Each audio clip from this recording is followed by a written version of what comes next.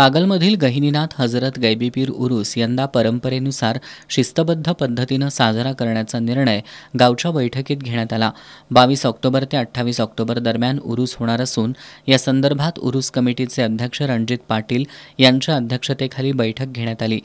या बैठकीत माजी नगराध्यक्ष प्रकाश गाडेकर यांनी उरुसाला 400 वर्षांची परंपरा असून ही परंपरा कायम राखणं हे आपलं कर्तव्य असल्याचं मत व्यक्त केलं।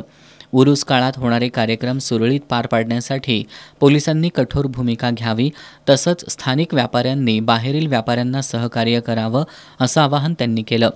पोलीस निरीक्षक गजेंद्र लोहार यांनी गैबीपीर उरूस काळात वाहतूक समस्या टाळण्यासाठी बाहेरून येणाऱ्यांनी शहराबाहेर पार्किंग करावं, उरूस काळात अनुचित प्रकार करणाऱ्यांना धडा शिकवला जाणार असल्याचं त्यांनी सांगितलं। या बैठकीला शौकत मुजावर, हिंदूराव पाटील, नगरसेवक, व्यापारी, विविध पक्षांचे कार्यकर्ते आणि मोठ्या संख्येनं नागरिक उपस्थित होते।